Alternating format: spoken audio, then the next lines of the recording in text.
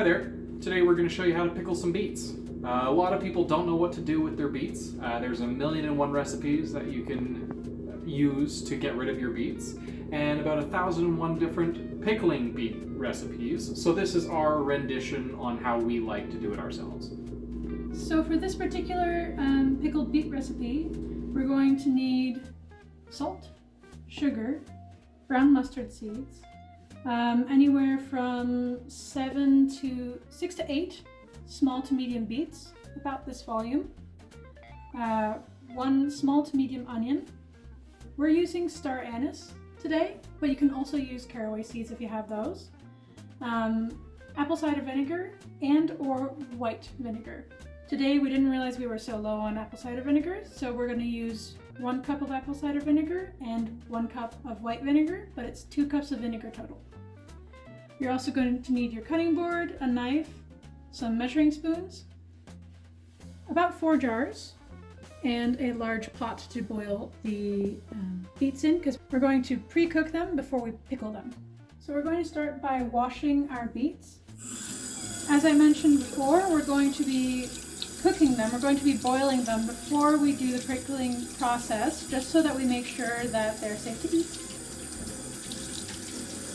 And if your beets have the greens still attached to them, just make sure you cut them off before we put them in the pot to boil.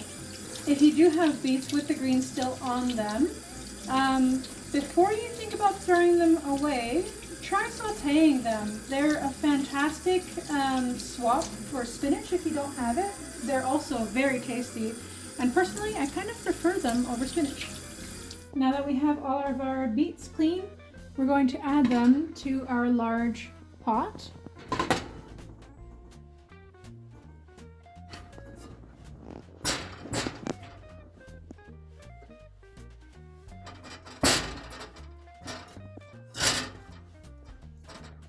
And if you follow me, we're going to cover them with some water.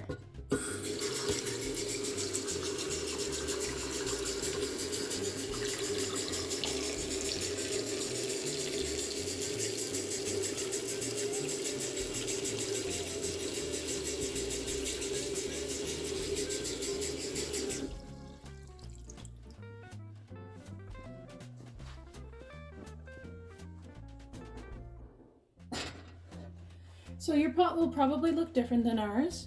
You want to make sure that you're covering the beets with just enough water. In this case, we did put a little bit of a generous amount of water, just to boil it really. That's the key point here. So you don't need a specific amount of water, just as long as the beets are covered, then you're good to go. And this is going to boil on high heat for 35 to 40 minutes until tender, because we're cooking the beets right now. Water's not even boiling yet, and it's already being dyed beet red. And this is completely normal, by the way. Alright, so our beets are boiling. It's very difficult to even see them because they've dyed the water, so beet red, as Dylan said. We have lowered the heat to about a 3, so a low simmer. And now we're going to let them cook for about 25 to 40 minutes until fork tender. It's been about 25 minutes, so we're going to check. Oops, that's hot. We're going to check to see if our beets are fork tender yet, and if not, we're going to keep them in for a little bit longer. Not really. That was still pretty. It feels very dense. I can technically kind of poke the fork in there, but it needs to be able to go through really easily and feel like a cooked potato, basically. Because they're not quite done yet, we're going to keep it for probably another 10-15 minutes or so, and double check after that point. Alright, it's been a little bit longer. We're going to double check that these are good to go. And we can stick the fork through. Oops. Let's try not to stain things. That's my bad. But yeah, the beets are good to go. Now we need to turn off the heat. We're going to let these cool, and then we're going to actually remove the skin so that we can pickle them properly without having the texture of the skin on. Alrighty, so while these are cooling down, we just need them to cool down so we can touch them and peel the skin off. But while that's cooling, we're going to start our pickling mixture. So we're going to need 2 cups total of vinegar, either apple cider or white vinegar, or in this case, we're blending both. So here's our apple cider vinegar. I'm going to try and see if we can get 1 cup from this.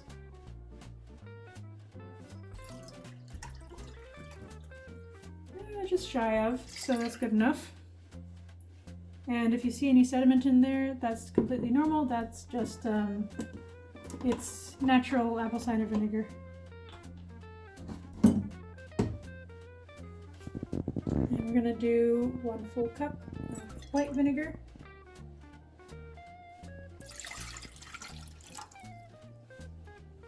We're also going to need 1.5 cups of sugar. So there's our 1 cup and a half.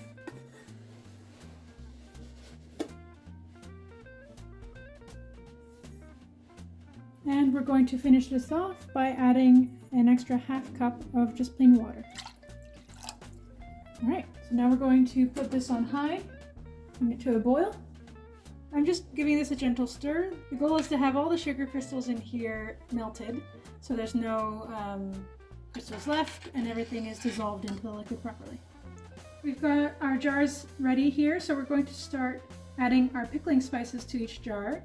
In this case, we're going to begin with our mustard seeds. You can use any mustard seeds you have on hand, whether that's brown, black, yellow, and we're going to use a teaspoon in total, but because we have 4 jars, we're going to put 1/4 teaspoon in each jar.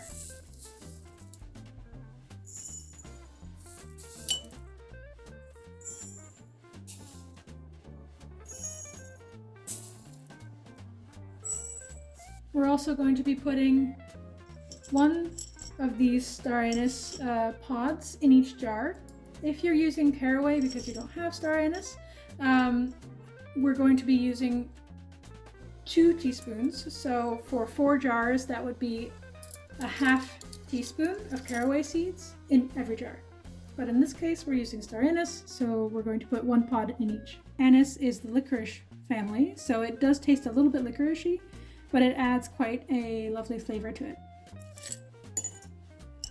And I'm trying to grab ones that are roughly the same size.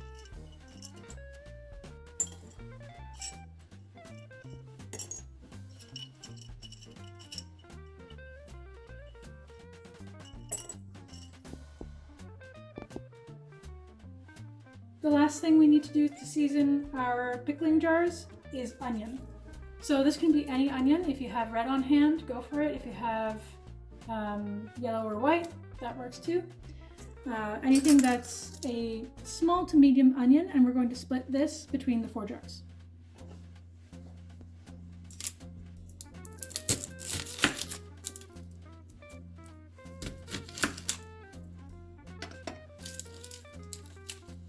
I'm going to start by slicing these thinly in, I guess, half moons, because that's the texture that I prefer, and the flavor of the onion, I find it spreads through the pickling jar easier when they're thinner.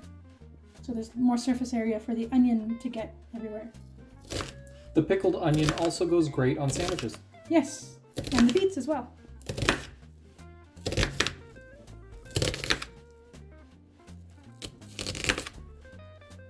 And this is a slightly older onion, so it's slipping and sliding, but be careful. No fingers need to get cut in the process of this.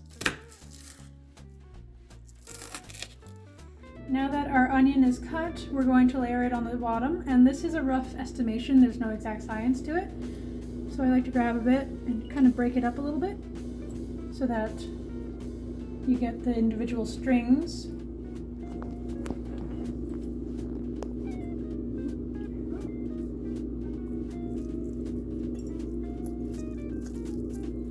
And of course my hands are clean doing this.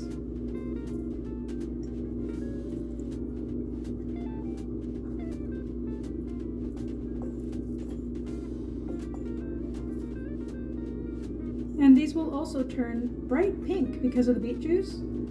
So that's quite fun. Actually, this goes great on any kind of snack board that you might be making, with other pickles and cheese and crackers and all that good stuff. Now I know this looks like a lot of onion, but this is also going to flavor the beets themselves. So they're mostly for flavor purposes, so we want to make sure that the onion gets in there and it's nice and tasty. Now I do like to purposefully kind of underfill them, just so I can go back through, as I'm doing right now, and actually fill them in a more even way, because with these jars we've already cleaned and sanitized them, and if I need to stick my fingers in it to kind of rearrange the onions, then that can potentially kind of mess with the sanitization a little bit.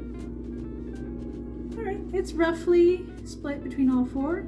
It doesn't need to be an exact science. Pickling is very forgiving, so if you're just starting to preserve things, this is a delicious and very accessible way to start. The beets have cooled enough.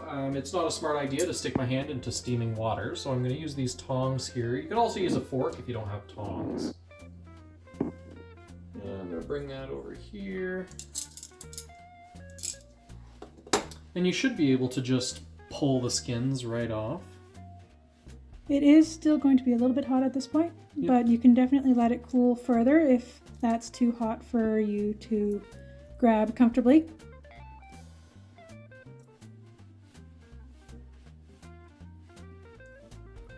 And the skins literally just kind of fall right off. It will stain your fingers though, so yes. Just a heads up.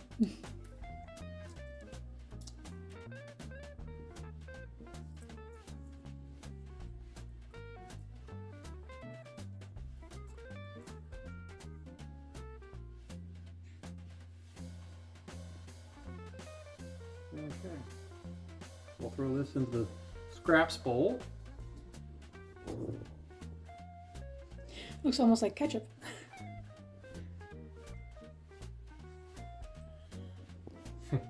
Great to do on Halloween. Yeah, and because we're using larger beets, we are going to slice them smaller to fit into the jars. For texture reasons, we're just going to cut off the beet greens side of it, and as well as the root side of it. Just a little slice off the top there. And then because we like to both snack on these and put them on sandwiches, we're going to cut them small enough that you can, put it onto a sandwich quite well. So I'm going to cut it in half. And then each cut I'm going to do as about a 1/2 inch cut. And as always, nothing's a science here. Do as you like. All right. And then those are ready to go straight into the jars. Perfect. So we have the first beet all cut up nicely. And so now it's time to actually throw it into the jars. And generally the way I like to do it is one slice at a time, throwing it in. Just so that they don't bunch up too much.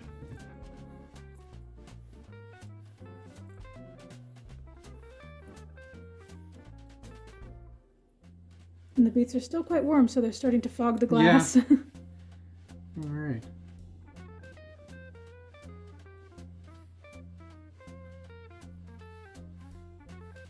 Okay. So that was one beet full of slices, and there's still quite a bit of space there.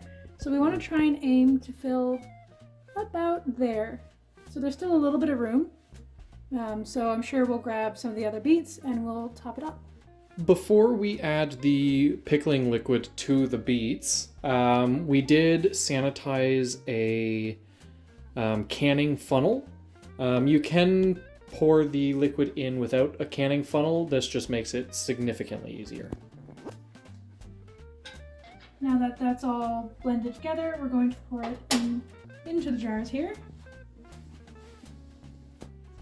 Mm-hmm.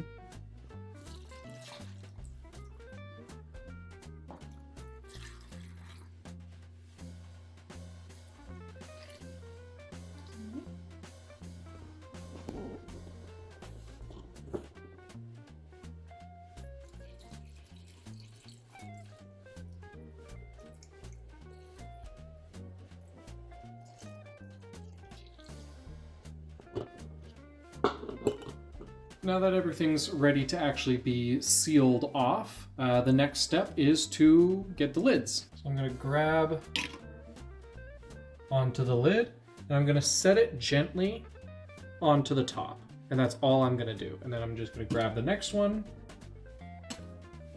dab off the water there, set it gently on the top. I'm gonna do that also with the other two. Now I'm just gonna try to get these rings out of the way. Place them on top and screw them, but you don't want to get a tight, you don't want it to be tight because it can cause a false seal. So you just want to turn it until it's tight, give it one quick, and that's it.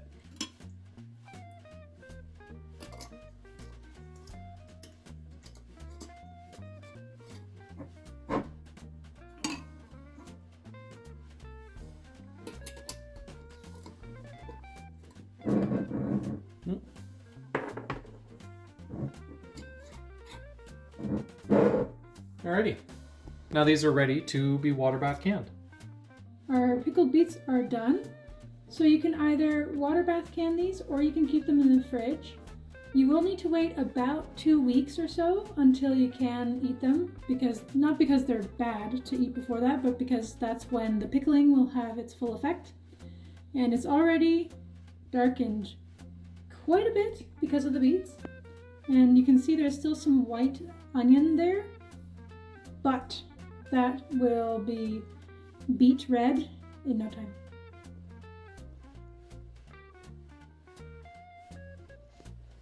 Cheers to good food And good company.